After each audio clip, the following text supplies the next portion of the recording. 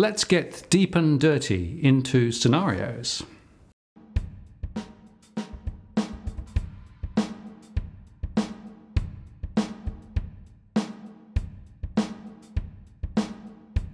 Hello again, I'm Martin North, the Principal of Digital Finance Analytics. Today we're going to explore some of the future scenarios that we've been developing, drawing information from our core market models and thinking about how the finance and property market may play out over the next 2 or 3 years. Now, this is all, of course, a bit hypothetical, and perhaps none of the scenarios will come true. But I think it gives a really interesting set of perspectives in terms of some of the issues we may face. By way of background, it's worth reflecting on the fact that there are around 3.2 million households with owner-occupied mortgages, and there are additional 1.75 million investment mortgages, and some of those, of course, are held by people who also have owner-occupied mortgages.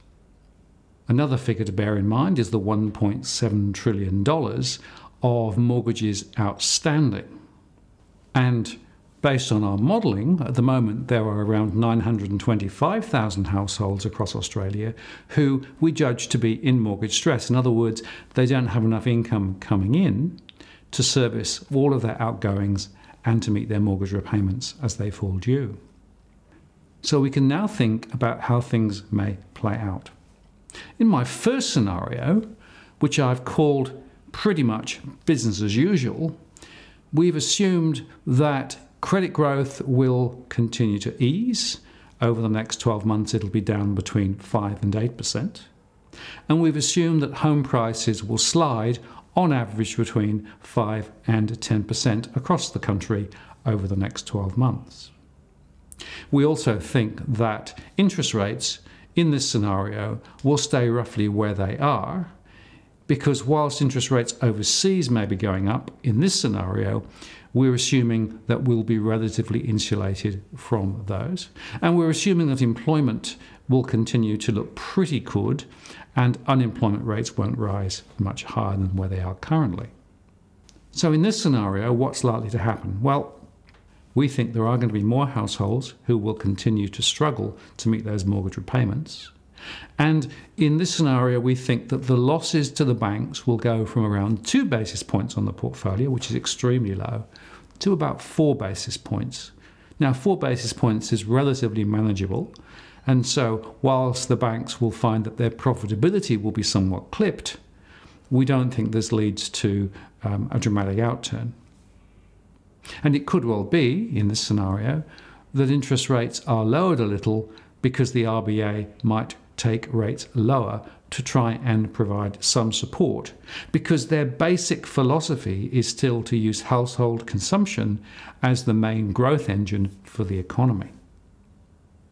We don't think that'll work, by the way, and therefore we expect growth rates in this scenario to be roughly where they are now, certainly not really improving, and therefore there will be some significant questions ahead as to the way that the deficit in Australia may run.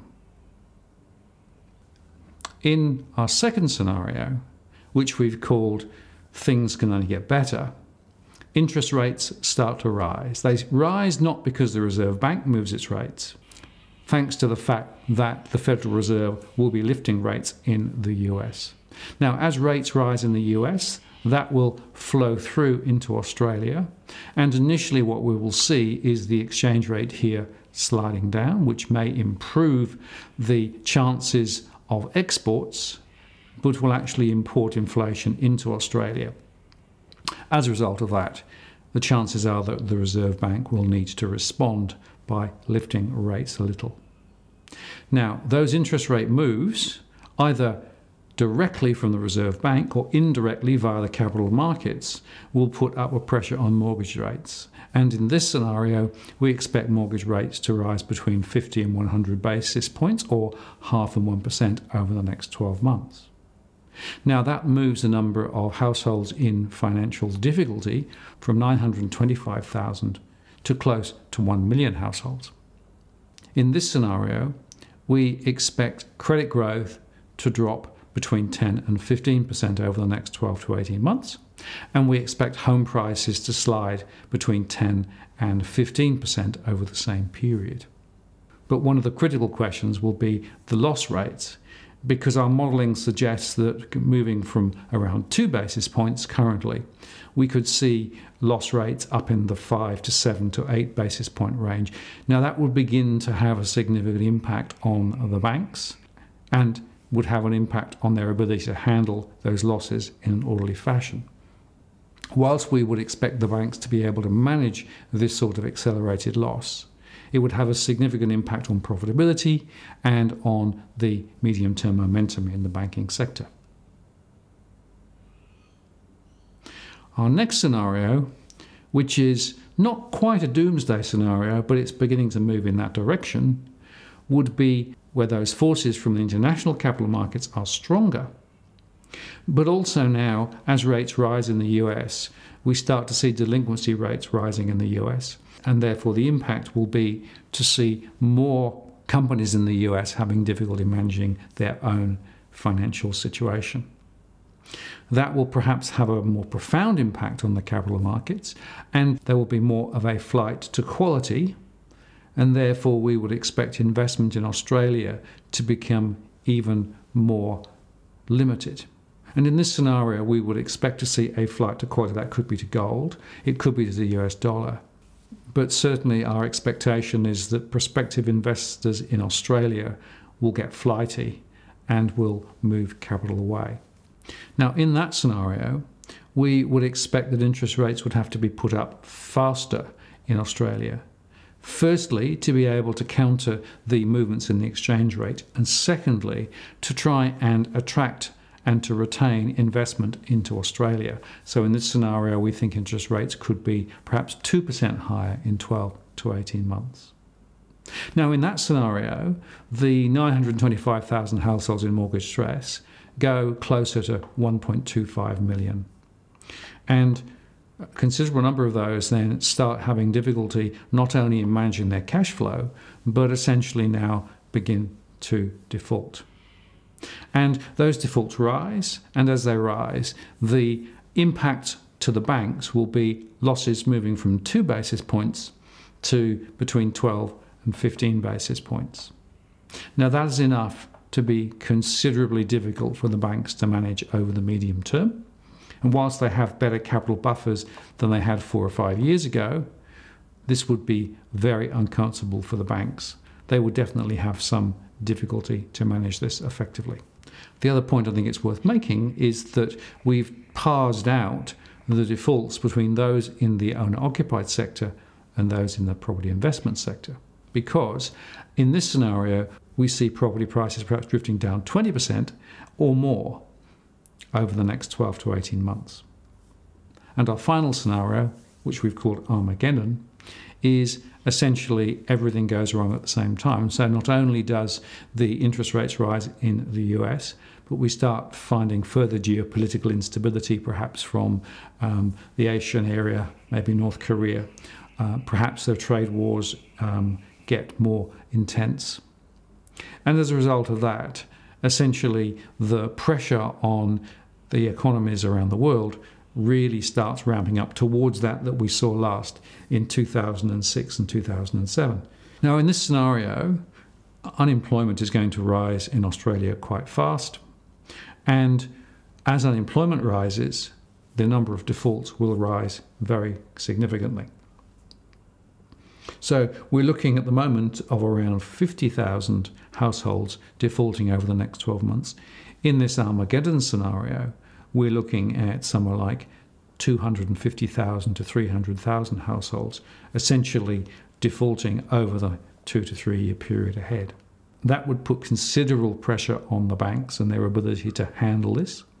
And it's quite likely from our modelling that at least one of the major banks would get into such severe difficulty that they may need to call on the assistance from the RBA. So there's that reserve facility that they can call on. And they may even need to talk with APRA about managing through this state of undress. In this Armageddon scenario, we start to see home prices drifting 35 to 40% lower from where they currently are. And that would be enough to wipe out all the equity that many households will have in their properties and would put a lot of households into negative equity. This is very much like what happened in Ireland in 2007. In this scenario, orderly management would be very difficult to engineer. We would expect interest rates to be cut. We would expect perhaps unusual measures to be taken, for example, to allow borrowers to restructure their loans a lot longer to reduce their repayments, or indeed maybe even make repayment holidays. Because the amount of debt that we have in Australia at 200% of GDP and close to twice income. So in this scenario, households would really find it difficult to be able to maintain the status quo. And because unemployment would start to rise and therefore more people will be out of work, it starts creating more of a feedback loop. More people would initially try to sell their properties but then discover that they couldn't, and therefore we see property prices continuing to spiral down further. And I just want to remind you that Ireland 10 years later is still struggling with the outfall from the global financial crisis. Now, of course, the interesting question is which of those different scenarios, from the low end, no real problems, through to Armageddon, is likely to play out. And it's probably a bit soon to be able to make a call. But at the moment, my own view is that we're probably not going to be able to get away with just a very light touch on the tiller. And neither at the moment am I forecasting the absolute Armageddon. It's going to be somewhere in between. But the decisions that are taken over the next few months will potentially have a significant impact on where we end up. And what I mean by those decisions is, will credit growth be throttled back sufficiently? Will lending standards be tightened sufficiently to stop new households getting into more difficulty? And will there be some arrangements to deal with the 40% of households or thereabouts who have mortgages under false pretenses, either because of falsified documents or that loans were written outside current underwriting standards at the time? But the bottom line is this: so far as I can see, the RBA strategy of using household consumption and the property sector to stoke the economy forward is really now shot to pieces. And what this means is that unless we have an alternative growth engine identified soon, and by the way, I don't think giving more tax cuts to companies will help particularly in terms of encouraging growth, then we have a significant and broader economic issue to deal with. My concern is that there are still too many people in government and in the regulatory bodies who don't think that the nightmare scenario, or even something not quite so nightmarish, is likely to play out. And therefore they will continue the business as normal strategies rather than starting to tackle the fundamental issues around household debt and housing and those other things that we've been talking about. So I'm sorry, I really can't be more positive about the various scenarios. And the way we deal with these scenarios with our clients is often we'll paint these extreme pictures so that people can then consider in their own mind which is perhaps the most likely to play out and build some strategies around those particular scenarios. So I'm not going to tell you precisely where I think things are going to end up, but I would be very interested to hear what you think, whether you think any of these scenarios are likely or whether something else completely different is going to happen. So do leave comments in the section below and I'll read them and perhaps respond as we go forward. If you found this useful, please do like the post. And if you've subscribed already, thank you, I really appreciate it. If you haven't subscribed so far, please do so to receive future alerts. I'm Martin North, Principal of Digital Finance Analytics. Many thanks for taking the time to watch.